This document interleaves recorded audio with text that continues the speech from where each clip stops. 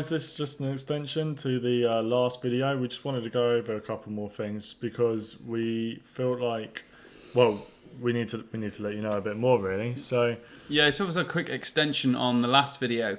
What we talked about was how to list. Now we just want to sort of add a few more things in there.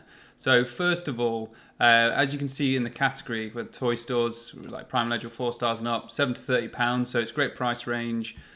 There's a lot of products in here you will definitely sell. Now you can see it comes up with 60,000 results.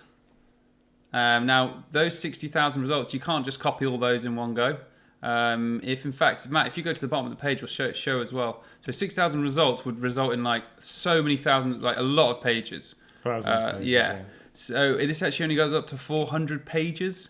So what we'd actually do is decrease the price range in which we'd search for items. So if we go to the price range, and let's say we change from let's put £7 to £8. I know it seems tiny, but what you're doing is you're taking the best of the £7 to £8 range, or the 4 stars and up, and of course you have the best products would show first. So if we go to the bottom of the page, you'll see now it will say page 1 to 256, and that's because it actually is still within the 400 pages, which is about 9,600 items. So just under 10,000 items is 400 pages. So if you can get it always under there, so when you've got a big account, you don't want to be going over 400 pages because there's no point, because you won't take any more items. Definitely. And this is why we use really small price ranges. And it's like a double whammy with small price ranges. Not only can you keep it with under 400 pages, but how I see it is there'll be a lot of people who will be just taking sweeps of larger price ranges. Other people are doing this method. But if you do a really short price range, you can take you might be able to list products that other people might not be listing as well. Yes, precisely. Yeah. So you get more in your store at the end. Of the day. Yeah. And so what I've done, guys, is I've attached. So I'm just laughing at the diabolical gift boob stress balls. Okay. Sorry, yeah, carry on. There's all sorts of weird stuff. But, it's in toys and games. Yeah.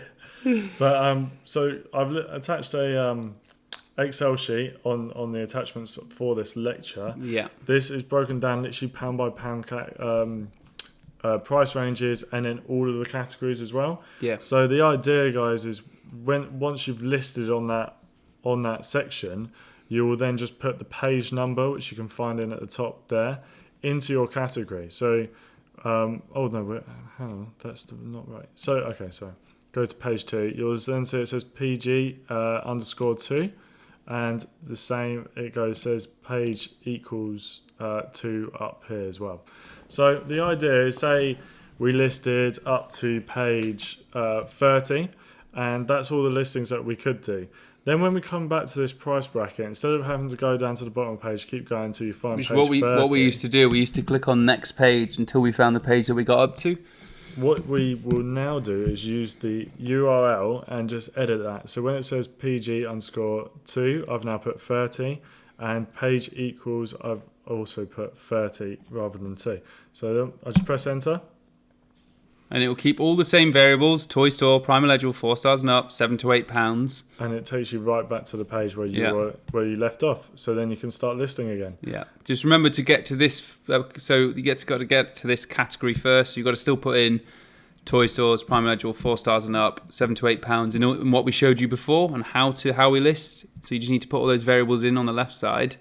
So we just sort of run down it there, I suppose. So you've got to make sure Prime's clicked, 4 stars and up, and then put the price range in, and then you put the page number in at the top, and you'll go to that page where you got to before. Yeah, precisely that. So do use the Excel sheet, guys. It is really handy just to keep track of where you are with what category and with which price range as well. It means you won't pointlessly go over. It doesn't matter if you do accidentally go over some of the products, and sometimes the prices change as well, so you will. But it's easier if you're not going over them all the time. Otherwise, you will just get listing already existed when you're listing on easync. Time and time again, and it's just a bit more waste of your time, to be honest. So just trying to benefit your time a bit more. I was going to say the second way, which is what we definitely do to keep a tag on what items we've listed in the batches. So once they've listed it goes into batches. So we're going to copy this. So Matt selected it. So select all the words that's on there. They're all the variables.